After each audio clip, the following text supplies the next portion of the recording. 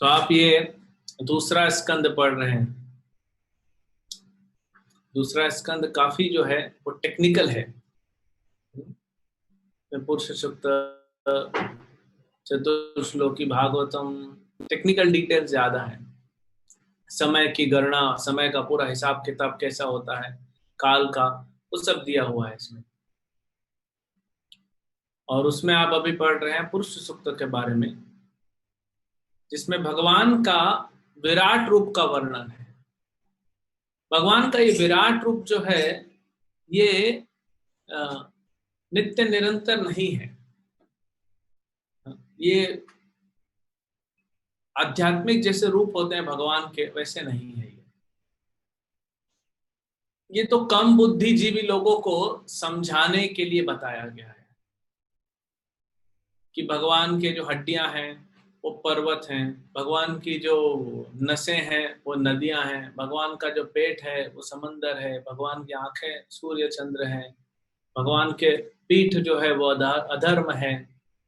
तो ये सब जो कम बुद्धिमान लोग हैं जो भगवान के स्वरूप को स्वीकार नहीं करते, ये उनके लिए समझाया गया है। भक्तों को कोई रुचि नहीं होता इसमें, लेकिन वो भागवतम में दिया है इसीलिए हम पढ़ रहे हैं, नहीं तो भक्त इसमें इंटरेस्ट नहीं लेते। क्योंकि और दूसरा ये भगवान से संबंधित है, ठीक है चलो, हमको भी प्रचार के लिए काम आता है और इसी बहाने हम भी भगवान को याद कर सकते हैं अलग अलग ऑब्जेक्ट्स को देख के भी। आप जो आते हैं समंदर देखते हैं तो कैसे वो भगवान का ही एक विभूति है। यहाँ पे आज बताया गया नदियां नाले कैसे हैं, भगवान की नसें हैं। तो ये एक, अभी बारिश का मौसम है बॉम्बे में, तो ये भी भगवान का ही विभूति है एक। अगर आप सुने होंगे, पढ़े होंगे, तो ग्रीस सभ्यता जो होता है, मिस्र सभ्यता, मिस्र तो इजिप्ट होता है, ग्रीस, इजिप्ट, उधर भी आज भी जाएंगे आप, अफ्रीका में भी, यूरोप में, तो कुछ लोग कुछ ना कुछ शक्ति का पूजा करते हैं। कोई सूर्य को करता है, कोई चंद्र को करता है, कोई वायु को करता है, कुछ ना कुछ, कोई पर्वत को करता है, करते हैं। वो भगवान का प्रतिनिधि मान के जैसे भी है, तो कुछ तो कर रहे हैं इस दुनिया में। एक हिसाब से देखा जाए तो कोई नास्तिक होता नहीं है, क्योंकि नास्तिक व्यक्ति भी किसी न किसी के सामने झुकता है जो अदृश्य है। वो मान नहीं रहा है भगवान है, लेकिन कितना हमारे जीवन में हम देखते हैं तकलीफ आती है। आज के श्लोक में जैसे है पराभूते, फ्रस्ट्रेशन, तो कितना फ्रस्ट्रेशन है, तो व्यक्ति जाएगा कहाँ? देख रहा है कि परिवार वाले भी फ्रस्ट्रेटेड हैं, ऑफिस वाले भी फ्रस्ट्रेटेड हैं, इसके नाते सब फ्रस्ट्रेटेड है, तो आखिर कहीं तो ऊपर ही जाता है, वो प्रणाम करता है, झुकता है किसी भी भाषा में, लेकिन कनेक्ट करता है। इसलिए प्रभुपाद कहते हैं कि जो किसी ने पूछा कि मुस्लिम कौन है, प्रभुपाद क्या ये मुसलमान भी जो है वैष्णव ही है, क्योंकि अल्लाह को मानते हैं, अल्लाह के सामने झुकते हैं, वही अल्लाह भगवान है, तो ये भी वैष्णव है। लेकिन स्पेसिफिकली जो रूप को नहीं मानता, फिर उनके लिए ये सब बताया गया है। तो 9 नंबर श्लोक में तो बताया गया कि जो भगवान का गुदा द्वार है वो कौन है, वो मृत्यु है। वहां पे मृत्यु का देवता है, और ईर्ष्या है, नर्क के द्वार हैं, है ना? ये सब बताया गया है, क्योंकि हम जानते हैं कि वो जो अंग होता है वो बड़ा हीन माना गया है। कहीं उसका डिस्क्रिप्शन ऐसा नहीं पढ़ते, क्योंकि वहां से शरीर का जो कचरा है वो हम निकालने के लिए उसको प्रयोग करते हैं। फिर आज के श्लोक में बहुत इंटरेस्टिंग बात है, पराभूतेर अधर्मस्य, कि भगवान का जो पीछे का हिस्सा है, कहते हैं भगवान के सामने धर्म है, पीछे अधर्म है। क्यों? भगवान पीछे देखते हैं, लेकिन है तो भगवान का ही ना, कनेक्टेड तो कृष्ण से है, तो इसीलिए धर्म भी कृष्ण से आया तो अधर्म भी कृष्ण से आया। जब कृष्ण कहते हैं अहम सर्वस्य प्रभवो, सब कुछ मुझसे आया, मतलब सब आया, मतलब जितने भी अनर्थ हैं, जितने भी हम गलत कार्य करते हैं, वो भी कृष्ण से ही आते हैं। लेकिन वो एक परवर्टेड रिफ्लेक्शन के जैसा हो जाता है। भगवान भी चोरी करते हैं, लेकिन भगवान का चोरी करना और हमारा चोरी करना में बहुत फर्क है। भगवान माखन चुराते हैं, हम भी माखन, हम इधर उधर कुछ ना कुछ चोरी करते हैं। अल्टीमेटली खाने पीने के लिए आदमी चोरी करता है, लेकिन वो चोरी को ये नहीं बोल सकते कि भगवान ने चोरी किया तो मैंने भी चोरी किया, तो वो अलग है।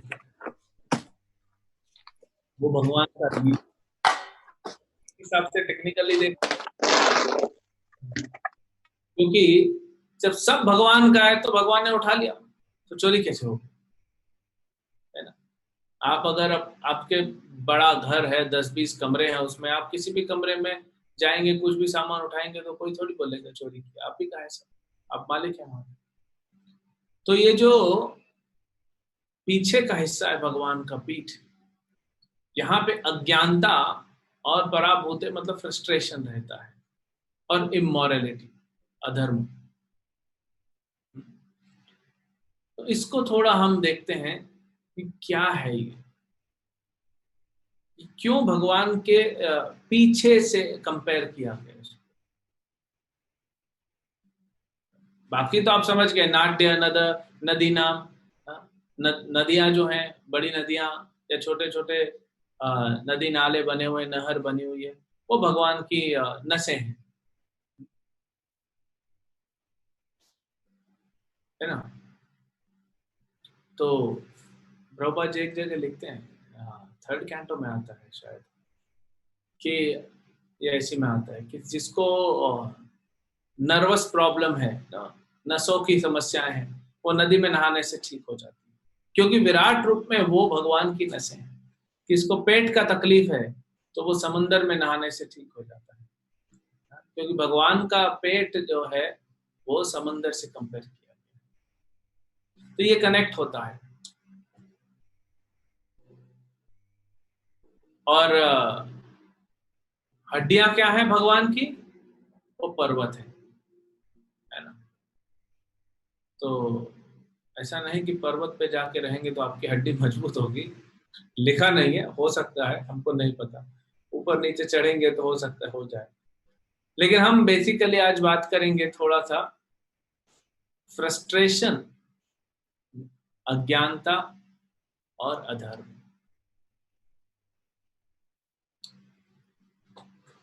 एक बार वृंदावन में परम पूज्य गोपाल कृष्ण गोस्वामी महाराज लेक्चर दिए, एक्चुअली प्रभुपाद का लेक्चर था। और वहां पे कैसे होता है, प्रभुपाद का लेक्चर के बाद कोई सीनियर डिवोटी लेक्चर देते हैं, वृंदावन में भी या दिल्ली में। तो फिर महाराज ने शॉर्ट लेक्चर दिया और प्रश्न उत्तर हुआ। तो किसी ने प्रश्न पूछा कि महाराज फ्रस्ट्रेशन क्यों आता है जीवन में, डिप्रेशन, फ्रस्ट्रेशन, ये क्यों आता है। तो महाराज ने कहा कि जब हमारी इंद्र तृप्ति की इच्छा बहुत बढ़ जाती है, तब फ्रस्ट्रेशन और डिप्रेशन में जाते हैं। क्यों? देखिए, अगर आपके पास 10 रुपए है, 10 रुपए तो बहुत कम है, आजकल लोकल ट्रेन का टिकट भी नहीं मिलता। मान लीजिए आप 10,000 रुपए महीने का कमाते हैं, परिवार में 3 लोग रहते हैं, पति है, पत्नी है, एक बच्चा है। तो जैसे तैसे अगर आप 10,000 में खर्चा चला लिए तो अच्छा है, अगर 8,000 में खर्चा चला लिए तो 2,000 सेविंग। अगर आपका खर्चा 12,000 है तो 2,000 का टेंशन है। अब ये टेंशन हर महीने क्या हो रहा है, बिल्डअप हो रहा है। अगर आपका इनकम 10,000 है और आपकी इच्छाएं हैं 50,000 रुपए हर महीने की, कि मुझे ये भी करना है, ये भी करना है, ये भी करना है, ये भी करना है, तो क्या होगा, ये 40,000 रुपए का गैप आ जाएगा। जब ये 40,000 रुपए का गैप आएगा वो क्या करेगा आपके जीवन में, और आपको लालची बनाएगा। आप इधर भागोगे इधर भागोगे, कैसे ना कैसे करके पैसा मिलना चाहिए, क्योंकि उससे आपकी जरूरतें पूरी होंगी। एनीवेज, ये तो एक भ्रम है, क्योंकि जैसे आप 50,000 मिलना चालू होगा, आपकी इच्छाएं 5 लाख पहुंच चुकी होती है। तो इकोनॉमिक्स का लॉ कहता है कि एक व्यक्ति अपने जीवन में कमाता ज्यादा है, खर्च कम करता है। इकोनॉमिक्स कहता है। उनको पता नहीं है, वो कभी भारत नहीं आया होगा। भारत में साधु लोग, ब्रह्मचारी लोग रहते हैं, सन्यासी, जो कमाते कुछ नहीं है, लेकिन सारी सुविधाएं उनकी होती है। एनीवेज, तो वो फिलोसफी क्या कहता है कि व्यक्ति कमाता ज्यादा है, खर्च कम करता है। लेकिन अगर हम देखेंगे तो जितना व्यक्ति, कोई भी व्यक्ति जितना कमाता है, उसकी इच्छाएं, उसकी लालच, उसका लोभ जो है, उससे बहुत ज्यादा होता है। तो जितना इंद्र तृप्ति हमारी बढ़ेगी, उतना हम फ्रस्ट्रेशन और डिप्रेशन का शिकार होंगे। महाराज, ये बहुत पुराना लेक्चर है। महाराज आंसर देते देते बड़े करुणा भाव से क्रोधित हो गए। होता है ना, जब माँ बाप जो होते हैं, उनका तो करुणा है बच्चों के प्रति, लेकिन जब बच्चा फेल हो जाता है, पढ़ाई नहीं करता, तो माँ क्रोध करती है। वो क्रोध कोई नॉर्मल नहीं है, वो करुणा से निकला हुआ क्रोध है। बच्चे का हित चाहती। तो महाराज का भी एकदम कि क्यों आप लोग इंद्रिय तृप्ति में लगते हो। जो भक्त इंद्रिय तृप्ति में ज्यादा इच्छा रखता है, वही डिप्रेशन में जाता है, वही फ्रस्ट्रेशन में जाता है। ये हर कोई नहीं जाता। इसीलिए भक्तों को सेटिस्फाई या तृप्त होने के, संतुष्ट होने के लिए भगवान कहते हैं कि जो मिले यदृच्छया, अपनी इच्छा से उसमें संतुष्ट होना चाहिए। आप संसार में देखते हैं कि दुनिया के जो सबसे धनी व्यक्ति भी होंगे, टॉप 10 ले लीजिए पूरी दुनिया में, तो क्या उन लोग संतुष्ट हैं? एक बार मैं एक व्यक्ति से बात कर रहा था, हमारा जान पहचान वाला था, तब वो पढ़ाई कर रहा था, पुरानी बात यहीं बॉम्बे में। तो कह रहा था कि क्या तुम लोग ये सब हरे कृष्णा हरे रामा करते रहते, कुछ दुनिया के बारे में सोचो। तो मैंने तो कहा कि इस्कॉन जो है दुनिया का बेस्ट सोशल सर्विस प्रोवाइडर है। जनता की सेवा जितनी हम कर रहे हैं, इतना कोई नहीं कर सकता, कोई भी नहीं कर सकता। सिर्फ भगवान का दर्शन लेने से जनता का मन शांत हो जाता है, तभी तो आते हैं हजारों लोग। जो मंदिर में हजारों लोग आते हैं, क्यों? और हजारों मंदिर हैं इंडिया में, और लाखों करोड़ों लोग रोज जाते हैं। कुछ तो मिलता होगा, कुछ तो मिलता होगा ना। तो ये अपने आप में एक सोशल सर्विस है। बाकी चीजों का तो अभी हम डिटेल में नहीं जाएंगे। तो मैंने कहा फिर दुनिया का क्या सोचना। बोला देखो बेचारे गरीब है, इसको कुछ करो। मैं बोला इसको क्या करेंगे, इसको तो हम बोल रहे हैं मंदिर में आके खाओ, नहीं मानता। तो इसको मान लो खिला दिए। तो वो बोला देखो मैं गरीब को खिलाऊंगा जब पैसा कमाऊंगा। बोला बहुत अच्छी बात है, लेकिन अगर तुम उसको सवेरे खिलाएगा तो शाम को फिर भूख लग जाएगी। शरीर तो ऐसा है, मांगता ही रहता है, मांगता ही रहता है। कभी शरीर ने बोला है मत दो? निर्जल एकादशी अभी आपने किया होगा, तो कैसा शरीर ब्लैकमेल करता है आपको, इमोशनल ब्लैकमेल। क्या बोलता है आपका बॉडी और माइंड कि नहीं खाएगा तो बीमार पड़ जाएगा। प्रभुपाद जी क्या बोले, खाना और नहीं खाना इंपॉर्टेंट नहीं है, ज्यादा सेवा करना, भजन करना इंपॉर्टेंट है। और मान लो कोरोना आ गया, तो उसके लिए इम्यूनिटी चाहिए, उसके लिए शक्ति चाहिए, खाना पड़ेगा। और कल बीमार पड़ गए, तो ये इमोशनल ब्लैकमेल करता है आपका माइंड और बॉडी। तो ये बॉडी हमेशा मांगता है। तो बोला मैं शाम को भी उसको खिला दूंगा। तो मैं थोड़ा उसको आगे लेके गया, बोला कल भूख लगेगी, बोला जीवन भर खिलाऊंगा, मैं शॉर्ट में बता रहा हूँ आपको, बोला जीवन भर मैं खिलाऊंगा।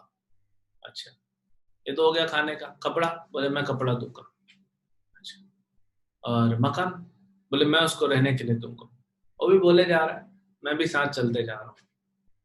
तो मैंने कहा बाकी चीजें, बोला उसका मैं शादी करा दूंगा, उसके बच्चों का एजुकेशन देख लूंगा।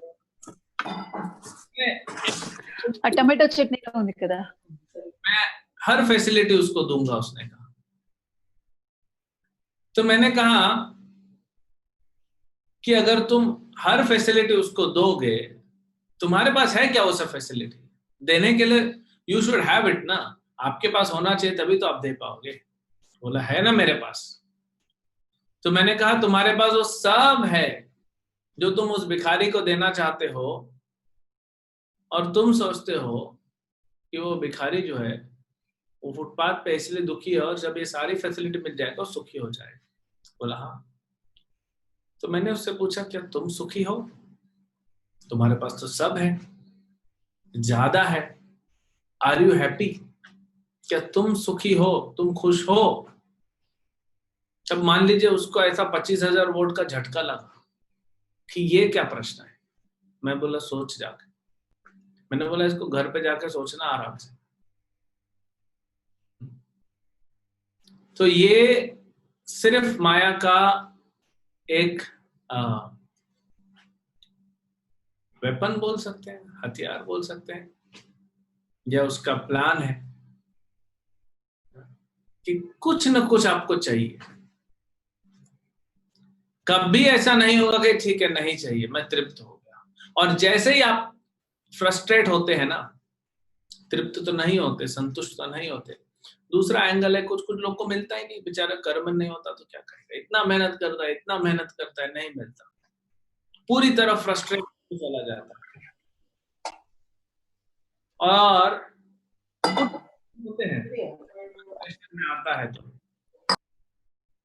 फ्रस्ट्रेशन में आते ही आप देखिए प्राय लोग अधर्म की ओर जाते हैं उसका सॉल्यूशन ढूंढने के लिए, नशा करने के लिए, पार्टी करने के लिए, या सुसाइड कर लेंगे, या किसी का मर्डर कर देंगे, अधर्म की ओर जाते हैं।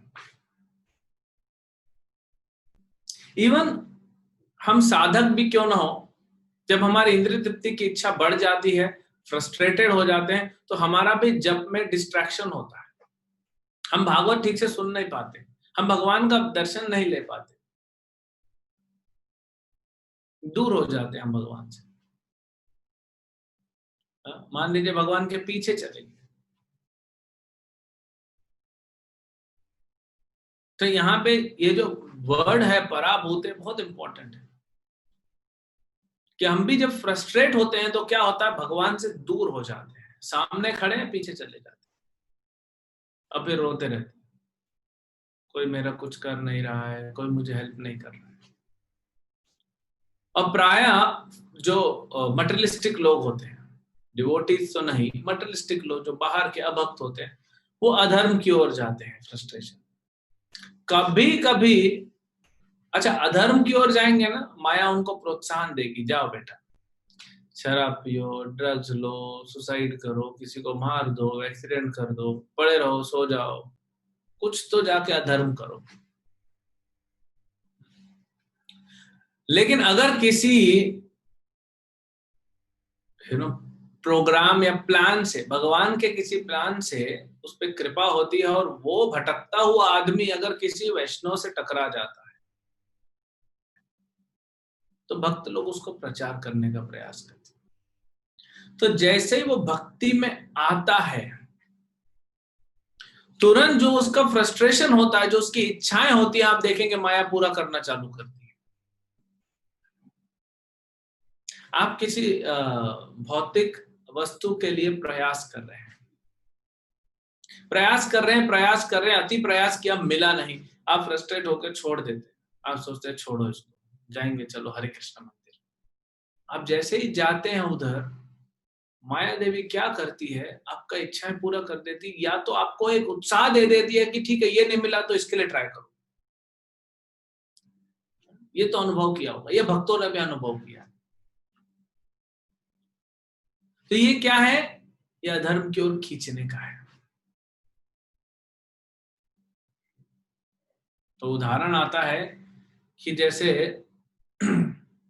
नदी है, नदी बह रही है तेज, और आप नदी में बहते जा रहे हैं, बहते जा रहे हैं, बहते जा रहे हैं।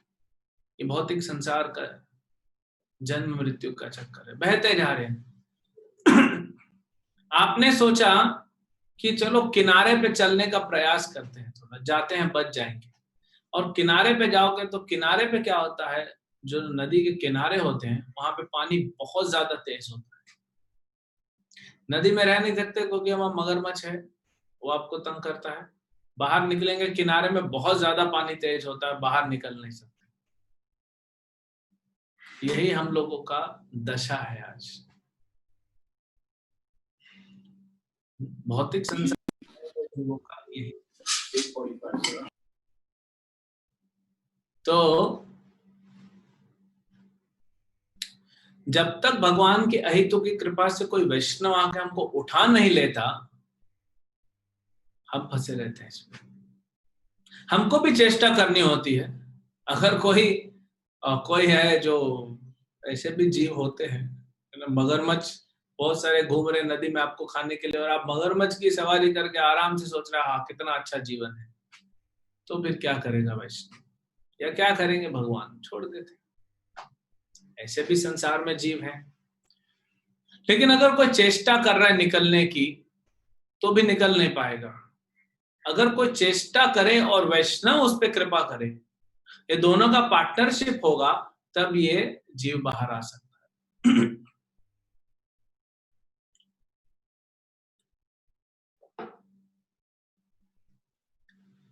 तो तभी हम इस फ्रस्ट्रेशन से दूर जा सकते हैं।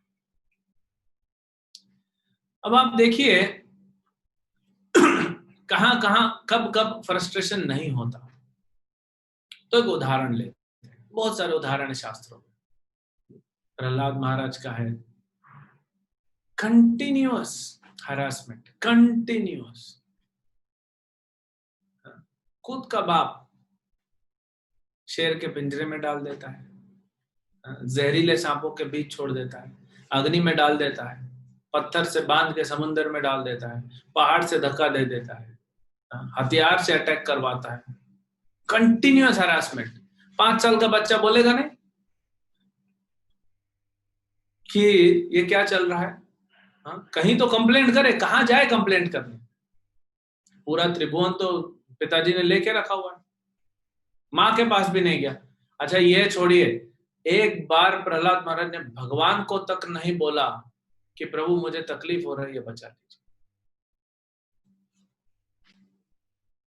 सोचिए हमारे साथ ऐसे हो कि हमारे पिता हमको एक थप्पड़ मार दे, हमारा गलती कुछ नहीं है, हम विद्रोह कर देंगे, पुलिस में जाके कंप्लेंट करके बाप को जेल में डाल देंगे। अमेरिका में तो होता ही।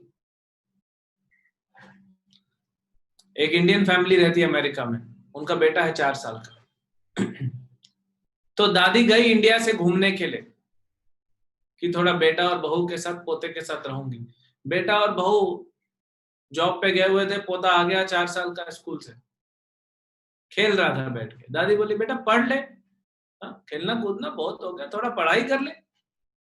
तो उसने फोन उठाया, फोन डायल किया, आधे घंटे के अंदर पुलिस आई, दादी जेल में। तो बच्चे ने बोल दिया मुझे हरास कर रही है, पढ़ने के लिए बोलना, हरास कर रही है। तो माता जी ने बोल दिया अपने बेटे को, पहला काम करो, मेरे को इंडिया का टिकट देके मेरे को फ्लाइट में बैठा के इंडिया भेजो, नहीं रहना ऐसा देश में। प्रहलाद महाराज भगवान तक को कंप्लेंट नहीं किए, एक बार प्रार्थना तक नहीं की। इसलिए प्रभुपाद जी बोलते हैं कि जब भगवान बोलते हैं परित्राणाय साधु नाम, कि मैं साधुओं की रक्षा करने आता हूं, प्रभुपाद बोलते हैं ये कारण नहीं है भगवान के आने का, साधु तो रक्षा ही नहीं मांग रहा है ना। तब प्रहलाद महाराज का उदाहरण देते, बोले एक बार भी प्रहलाद ने नहीं बोला भगवान मुझे बचा लो। आप बोलोगे चलो ये तो पुराना उदाहरण, नया उदाहरण लेते हैं, श्रील प्रभुपाद। अगर आप प्रभुपाद लीलामृत पढ़ें और प्रभुपाद का संघर्ष आपने सुना होगा, परम पूज्य गोपाल कृष्ण महाराज बार बार प्रभुपाद के संघर्ष का बात करते हैं। दिल्ली का, बॉम्बे का। अब लीलामृत पढ़ेंगे तो आपको पता पड़ेगा। प्रभुपाद जी एक जगह पे कहते हैं, बोले ये जो वक्त था 1961-62, जब वो दिल्ली में स्ट्रगल कर रहे थे, अब भागवतम लिखना चालू किया 63 के बाद वृंदावन में, तो उसके पहले जो स्ट्रगल था, प्रभुपाद जी बोले मेरे पास खाने तक के लिए पैसे नहीं थे, कपड़े ढंग के नहीं थे, रहने का स्थान नहीं था, कहाँ रहूं पता नहीं था, शाम को कहाँ जाऊंगा कुछ पता नहीं, खाने के लिए पैसे नहीं होते थे प्रभुपाद के पास। फिर भी प्रभुपाद लगे हुए हैं मिशन करने में, फिर भी प्रभुपाद लगे हैं कैसे गुरु को प्रसन्न करूं, कैसे गौरांग का प्रचार पूरे दुनिया में फैले। हम जानते हैं वो प्रिंटर के पास प्रभुपाद जाते थे, तो प्रभुपाद के पास थोड़े से पैसे रहते थे, ऑप्शन रहता था कि रिक्शा लेके पेपर खरीद के प्रिंटर के पास जाऊं या नाश्ता करूं और पैदल जाऊं। अब पेपर लेके जाना है तो पैदल जा नहीं सकते, कई बार तो प्रभुपाद ने पेपर की गठरी लेके, 65 साल का एक व्यक्ति, वर्ल्ड आचार्य, महाभागवत आचार्य, भगवान का शुद्ध भक्त, दिल्ली की सड़कों पे पेपर की गठरी लेके चल रहा है। हमको भी आज बोला जाए ना, हम शायद ना कर पाएंगे। हमको मंदिर बोल दे कि तुमको कहीं जाना है बाहर, ठीक है, प्रचार के लिए जाना है, कहाँ जाना है, तो बोरीवली में क्लास है, ठीक है जाओ, तो गाड़ी दो, ट्रेन से जाओ, ठीक है, स्टेशन तक तो छुड़वा दो, स्टेशन तक छुड़वा दो, नहीं पैदल जाओ। प्रभुपाद जी जुहू से अंधेरी पैदल जाते थे, पैदल आते थे, पैदल जाते थे, पैसा नहीं। यही नहीं, प्रभुपाद को सनस्ट्रोक हो गया, बुक डिस्ट्रीब्यूशन कर रहे हैं, भगवान के मिशन पे लगे हुए, सनस्ट्रोक हो गया, एक बार बैल ने आके मार दिया। प्रभुपाद ने कंप्लेन नहीं किया भगवान को कि मैं तो आपका ही कर रहा हूं ना, मैं तो आप ही का सेवा कर रहा हूं, आप साथ देने के बजाय आप उल्टा कर रहे हैं। ये सूर्य भी आपके कंट्रोल में है, ये बैल भी आपके कंट्रोल में है, फिर भी आप मुझे दुख दे रहे हैं। प्रभुपाद ने एक बार भी नहीं बोला। आप जितना भी उदाहरण ले लीजिए शुद्ध भक्तों का, कभी लोग नहीं बोले। इनके जीवन में ऐसा ऐसा हुआ कि फ्रस्ट्रेट होने के बहुत मौके दिए गए इनको। प्रभुपाद जी का जीवन बढ़िया, ये हरे कृष्ण लैंड मिस्टर एन, फ्रस्ट्रेट होने का बहुत मौका दिया प्रभुपाद। और प्रभुपाद जी बोले मेरे पास डिसाइपल्स भी देखिए कैसे कैसे लोग भगवान ने भेजे हैं, हिप्पियों को, जो दुनिया की सबसे निम्न योनि होगी, उनको प्रचार कर रहे हैं। रात को चाकू लेके और डेविड प्रभुपाद के पीछे प्रभुपाद को मारने के लिए दौड़ रहा है। 70 साल की उम्र में प्रभुपाद को अपना सामान वामान छोड़ के भागना पड़ रहा है अमेरिका की सड़कों पे। सोचिए, अभी भी इंडिया में हम ऐसे नहीं देखते, भले अभी जो पालघर का इंसिडेंट हुआ, anyways it's a different thing, कोई साधु को ऐसे दौड़ाता नहीं है, मारने के लिए नहीं दौड़ता। तो प्रभुपाद का जीवन आप देखिए, उनका संघर्ष, घर से स्ट्रगल, बिजनेस से स्ट्रगल, प्रचार में स्ट्रगल, रहने को नहीं, फिर अमेरिका गए तो रास्ते में हार्ट अटैक।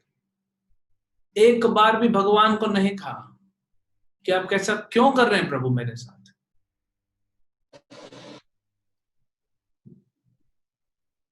तो आप देख रहे हैं एक कनेक्शन है, कनेक्शन। भगवान का पीछे का हिस्सा फ्रस्ट्रेशन है।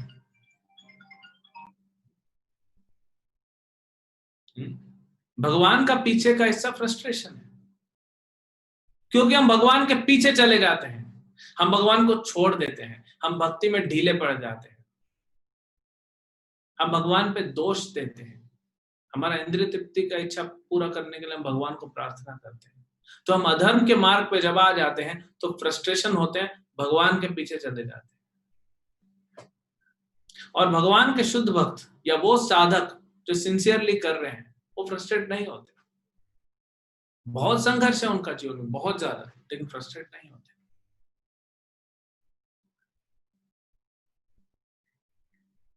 तो ये कनेक्शन है। अधर्म कि मार्ग वाला फ्रस्ट्रेट होगा। दुर्योधन को सब कुछ मिला था, पांडव जब वनवास में थे तभी भी दुर्योधन फ्रस्ट्रेटेड ही था। क्यों फ्रस्ट्रेशन का कारण था? बोलता ये पांडव लोग कुछ नहीं है, रोड पे लेके आया मैं इनको, फिर भी सुखी है, आनंद में है, संतुष्ट है। उसको देख के और ईर्ष्या होने लगा दुर्योधन को। दुर्योधन के पास पूरा पृथ्वी था, लेकिन ईर्ष्या थी, असंतुष्टि, क्योंकि अधर्म के मार्ग पे था, अधर्म के मार्ग पे था। तो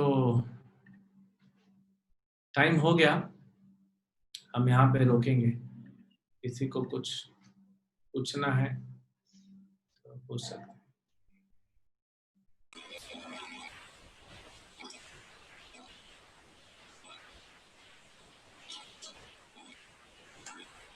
हरे कृष्णा कृष्णा कृष्णा हरे हरे, हरे राम